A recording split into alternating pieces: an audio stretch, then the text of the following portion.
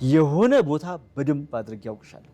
በችን ፎቶ አንስቼ ለኔ ሰዎች መላክ አለብኝ።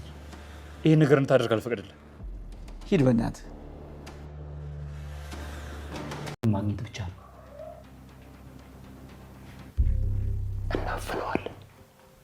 አዎ ካልተኛ በቀር ሌላ አማራጭ የለንም። ስለዚህ እናፍነዋለን በተኛበት። ከዛ ተነሽ እንውጣ። ወዴት? እኔ አልወጣም። ምን ማለት ነው? ተነሽ እንውጣ። እሱም ተኝቷል። በዚህ ሰዓት እንውጣ።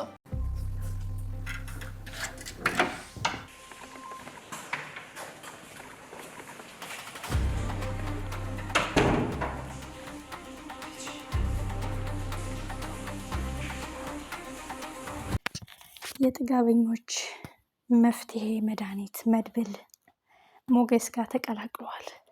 ሰገን እስኪ ስንቶቻችሁ ናችሁ የገመታችሁት? በእርግጠኝነት 100% መድብል ለስንት ዓመት የተፈረደበት በሰገን ምክንያት ሊሆን ይችላል።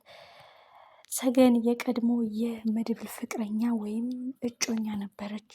ልክ ዝናህ ሉላን ከሞገስ እንደቀማው ማለት ነው።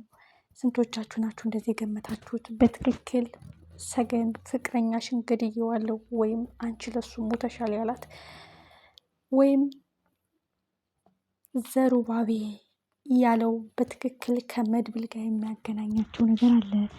መድብልም የአክሊሉን ፎቶ ሲያይ በድንጋጤ ድርቅ ብሎ ቀርቷል። ይህ ሚስጥር ምን የያዘ ቋጠሮ ነው? ይህ ሚስጥር ምን የያዘ እውነታ ነው? እጅግ አጓጊና ልብ አንጠልጣይ። ሰገን ዛሬም በሚገርምና በሚደንቅ ሁኔታ ቀጥሏል። ጀግናው ሞገስ ታግሎ ዛሬ እዚህ ደርሷል።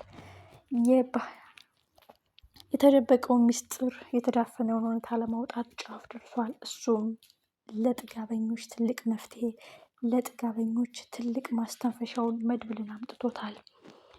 በትክክል ከጭራቅ የባለጠው ጭራቅ፣ ከአረመኔዎች የበለጠው ቃል የሚያጥረው አለመሪው አክሊሉ አሁን ልክ የሚገባበት ሰዓት የደረሰ ይመስላል። ሉላ በዝና እንድተሰቃየችው ሁሉ ሰገንም በአክሊሉ መደፈር፣ መገረፍ፣ በረሃብ፣ በጥም፣ በሁሉ ነገር የምትቸገረው አሁን ነፃነቷ የሚረጋገጥበት ደርሷል። እሷም ተስፋ አድርጋለች። በእርግጠኝነት ይህን ዶክሜንት ፈልጎ የመጣው በህይወቱ ትልቅ ዋስትና ያለው ዶክሜንት ሆኖ ነው። ስለዚህ ለእኔም የናፈቀችን ፀሐይ፣ የናፈቀችኝን አየር፣ የናፈቀኝን የሰው ዘር የማይበት እሱን ተስፋ ላድርግ፣ ከፈጣሪ በታች እሱም ያግዘኛል በማለት ሞገስን ተስፋ አድርጋለች። ሞገስ ቃሉን ሳያጥፍ እምነቱን ሳይበላ ሰገንን ለመታደግ ንብረቱን ለማስመለስ ዶክሜንቱን ለማግኘት ደፋ ቀና እያለ ነው። አክሊሉ በቆፈረው ጉድጓድ መግባቱ የማይቀር ጉዳይ ነው። ዝናህን እንደዛ ጉራውን ሲነፋና ደረቱን ሲገለብጥ ድባቂ መታው መድብል ወደዚህ መጥቷል። አክሊሉ ሁልጊዜ እየተጸየፈ አጸያፊና ቆሻሻ ቃላቶችን እየተናገረ አከራይ ተከራዮችን የሚያንቋሽሸው አክሊሉ ያለፋበትና ያልደከመበት ድሃ የድሃ ልጅ እያለ እየተሳደበ ምስኪኗ ልጅ እያሰቃየ አሁን ግን ልክ የሚገባበት አጋጣሚ ደርሷል። ዘሩባቤ ሲልም እንደሰማችሁት በእርግጠኝነት ከመድብል ጋር የሚያገናቸው ድብቅ ኬዝ አለ ማለት ነው። ይህ ማለት ልክ እንደ ዝናና እንደ ካሌ ሞሲሳ ድብቅ ወንጀሎች ናቸው ማለት ነው። እሱም ፍርሃቱና ስጋቱ በትክክል ዘሩባቤ እንደሆነ ነው እየተረዳን ያለ ነው። ልክ ዝናህና ካሌብ መድብልን እንደሚፈሩት ይህም ዘሩባቤ ምናልባት አድፍጦ መጥቶ ሊያጠቃኝ ይችላል በሚል ትልቅ ስጋት ውስጥ እንዳለ ነው የሚያሳየው። ዘሩባቤ ደግሞ በደህናው ቀን መድብል ከማፊያዎች ጋር ያለ የሚጠቀመው ስም የጀግንነት ስም የተሰጠው ነው። አሁን ሰገን ነፃነቷ የሚረጋገጥበት ደርሷል።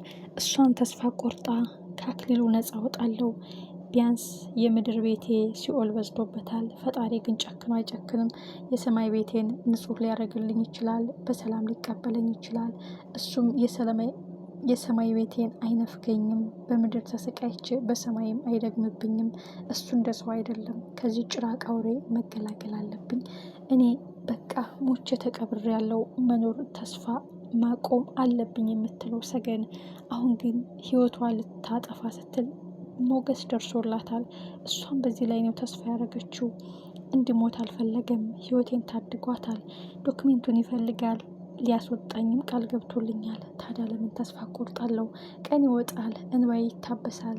ወጣትነቴን ባላገኘውም ሴትነቴ ቢቆሽሽም በዚህ አረመኔና ጭራቅ ሰውዬ ተደጋጋሚ ጥቃት ቢደርስብኝም ነገ ሌላ ቀን ነው ብዬ ልበቀለው ይገባል የምትለው ሰገን ሞገስ ህይወቷን ከታደጋት በኋላ ተስፋዋ ጨምሯል።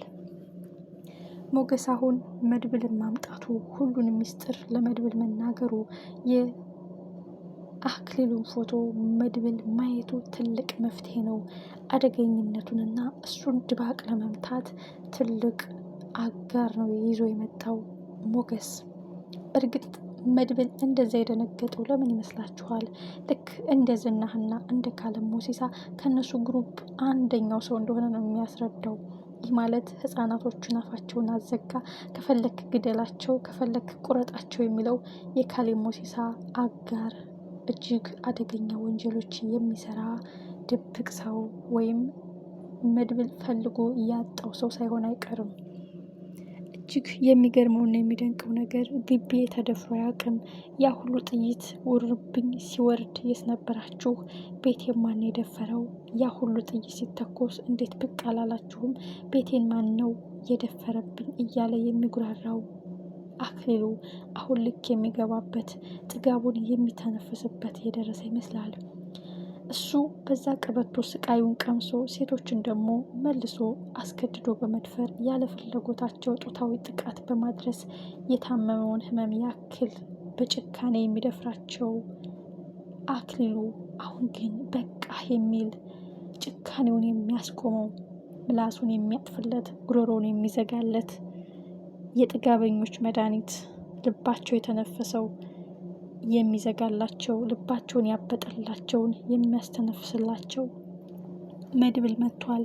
ትልቁ ጉዳይ መድብልም ይህን ሰው ባየሁት ድምፁ ግን አዲስ አልሆነብኝም የሚለው ግን ፎቶን ሲያየው ድርቅ ፍጥጥ ብሎ ነው የቀረው። ይህ ማለት ከዝናና ከካሌብ ሞሲሳ የበለጠው አደገኛው ሰው ሊሆን ይችላል።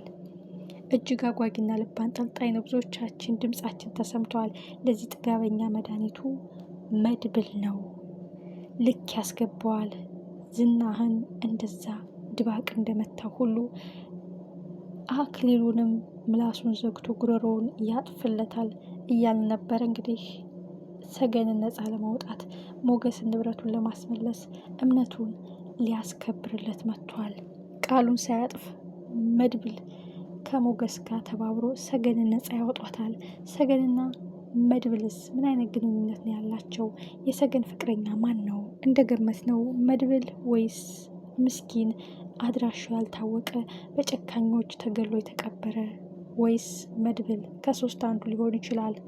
አጓጊ ልብ አንጠልጣይ ከመጀመሪያው ብዙ አድናቆት ያገኘ የነ ሞገስ ታሪክ በገዛ ቤቱ ተከራይ ሆኖ የገባው ለ10 ዓመት በር ተዘግቶባት እየተገረፈች እየራባት እየጠማት እየተደፈረች የምትሰቃየው ምስኪን ሴት መጨረሻ ሰገን ዛሬ አጓጊና ልብ አንጠልጣይ እንደሆነ ቀጥሏል። ቀጣይ ክፍላችንን በጉጉት እንጠብቀዋለን።